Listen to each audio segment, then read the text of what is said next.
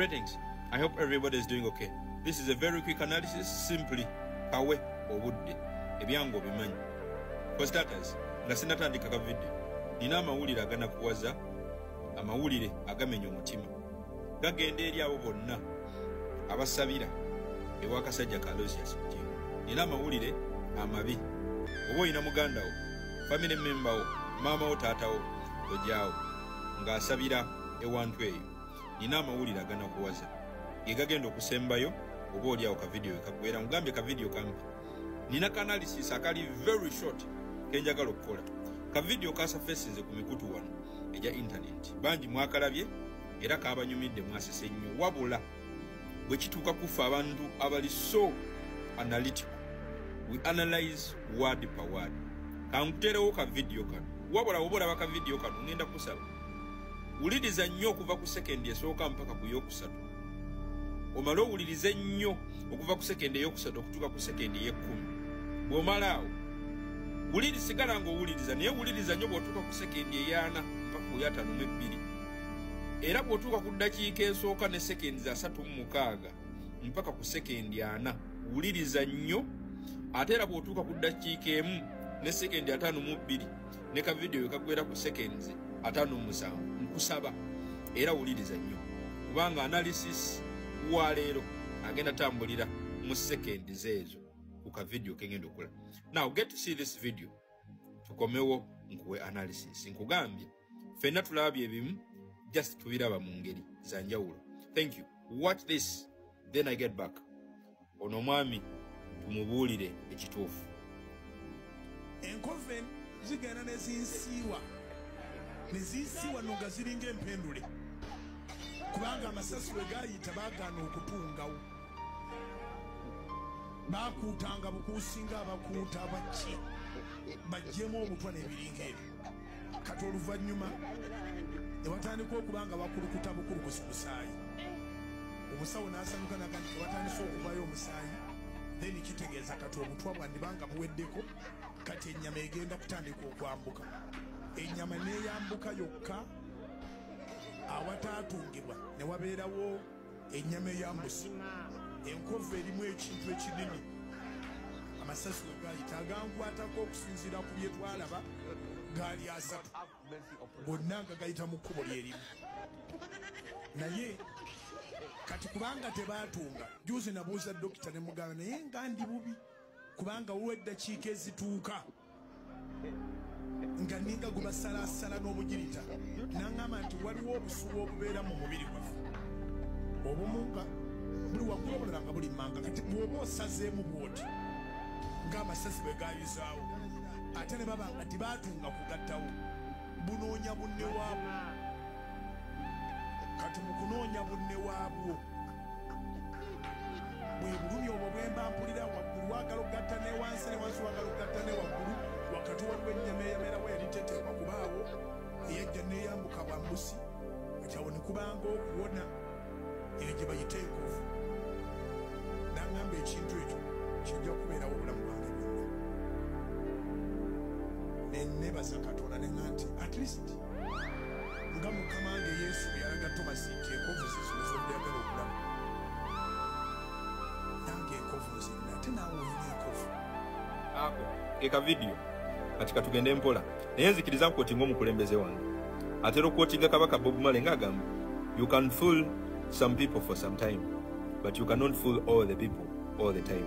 Kyotunuulira mu ka video kano the controversy theories bujingo ono zabadde akozesa mu musango. Njogera ku bigambo bya Zenga ayogera neerabira n'akola ensobi n'ayogera ebigambo ebipya mu bufunze n'akola statement empya esangulawo statement enkadde.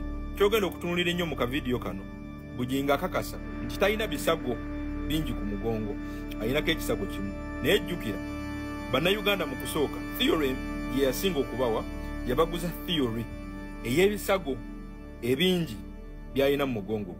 Wolabidde ka video akakasooka okuva ku sekendi esooka okutuuka ku sekendi eyokusatu bujinga akola statement bweti yabadde sinjula ng'akugamba enkovu egenda najjukira nti theory gye yaguza bannayuganda erimu enkovu nyingi oba erimu ebisago bingi okuva ku sekendi ey'okuna okutuuka ku y'ekkumi n'alyoka ajja n'akugamba enkovu zigenda nezinsiwa wabula.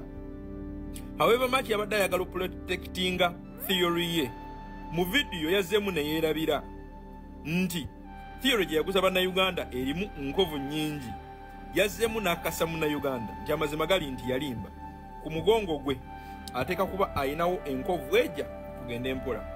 Duka ku seconds eyana mwemu mpaka ku 52 wanaakugamba enkovu erimu ekintu ekinene era kukakasa nti amasasi 3 yege yalabako gayita mu kifeecha.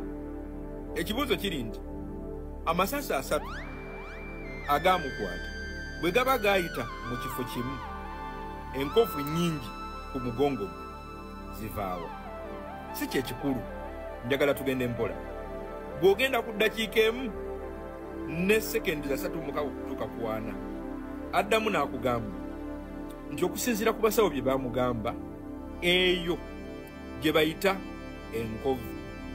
Wabula ate bw'ogenda ku ddakiika emu sekendi za 5 okutuuka ku 57 ng'amaze okubuulira sitole ya Yesu akugamba nange enkovu nziina. Tugenda genda mpola kuba njagala nnyo ntegeere mu ka video kano era njagala tuyambeko poliisi. Njagala kutegeeza poliisi nti theories bugingo ziyabagamba enkadde musooke muziteeke ebbali kubanga yabawadde ekifaananyi ekituufu ekiri ku mugongo gwe n'ekyahapeninga mu ka video kano.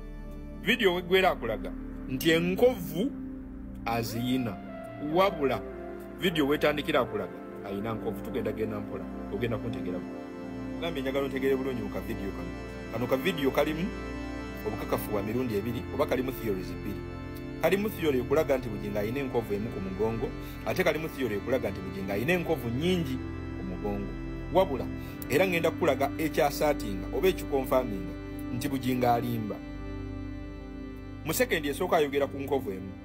Bw'amala okujjukira nti yakuguza theory ya nkovu nyingi adduka mu sekendi ey'okuna mpaka ku 10 n'akugamba nti enkovu sigenda nezimusiiwa. Wabula ate wuliriza nnyo bugingo mu ka video ke nkuplayingidde okuva ku sekendi eyano okutuuka ku 52 mulimu statement ezigamba nti enkovu erimu ekintu ekinene. Kwotinga nnyo ebigambo ebirisinjula n'ebiripululo. Kwotinga erimu kitegeeza enkovu erimu ekintu ekinene. Wabula mu sekendi zezimu 41 okutuuka ku 52 wakugambye nti okusinziira ku kye balaba yakubwa amasasi aga ng'amasasi gonna 3 ge yakubwa gayita mu kifeecha. Mu bufunze amasasi gayita mu kifo kimu. Nakubuuzizza amasasi bwe gaba gayita mu kifo kimu enkovu ennyingi zivaawo ku mugongo gwa bugingo. Kyakubiri bw'ogenda ku ddakiika emu sekendi za 36 kwana addamu n'akwasa atinga nti omusawo amugamba eyo gye bayita enkovu era ogenda beera owulira bwotyo ebbanga lyonna. Ate video weesemba akulaga nti enkovu nga Yesu ze yalaga abayigirizwa naye aziyina mubiri. Ekibuuzo kiri nti amasasi agatuuka ku mubiri gwa bugingo we gaba gayita mu kifo kimu. Lwaki mu kusooka theory gye yaguza bannayuganda ya bisago eby'amasasi by'ayina ku mugongo? Uganda Police muzookoke kati kankuwa amawulire aganakuwaza gwabadde agalina. Gwasabire wa bugingo Aloysius. Amazima gali nti olunaku lugenda kukya ate nga lusemberera bugingo bagenda mukimira ku mpingu. Ekigendo kimisa bugingo ku mpingu ekanani awo bugingo agenda kwogera ekituufu ekyo nkibabuuliridde wano. Aloysius bugingo agenda kubuulira munnayuganda ekituufu ekyabaawo mu musango ogwo. Gwe Justice awaaga obuzibu buli ku mulimba nti oteekeddwa okujjukira buli kyolimbye. Kati bugingo ebiseera ebisinga bambi yeerabira nti alimba. Kati mu ka video yajjukidde nti yabadde akoze ensobi ate n'addamu ne yeerabira n'akola ensobi y'emu gye yajjukidde nga ka video katandika. Amawulire amabi ge nkusuubiza gali nti oyo musajja wo bagenda mukima ku mpingu anytime soon kubanga agenda kwogera ekituufu ekyabaawo. Ekyo nkigambidde wano twala byange. Lino ly'essomero lyaffe ly'olengera ndaba wano we tubadde nga tulina ekitebe ekamwokya. Lyafuuse essomero nga woolirengera National Unity Platform School of Leadership. nzizeeko ku ssomero lino manye naawe nkumanyiseeko nkwe ku lugambo leadership kyeki. Obukulembeze bwonna oba leadership butambulira ku bintu bina bye twandiyise 4 P's. P's n'ennya kanzi kunnyonnyole. Esooka person, omuntu eyeesimbyewo. Eyokubiri position, yeesimbyewo mu kifo ki, mumulonze kukiikirira ki, ye position. Eyokusatu process, mitendera ki mwalina okuyita okutuukiriza ebyo ebimulondesezza. Essembayo eyokuna gye tuyita purpose, kwe kumanya omugaso gwe ogumulondesezza era w'amaanyi ki, azitowa ki mu kifo ekyo, nsonga ki emututte.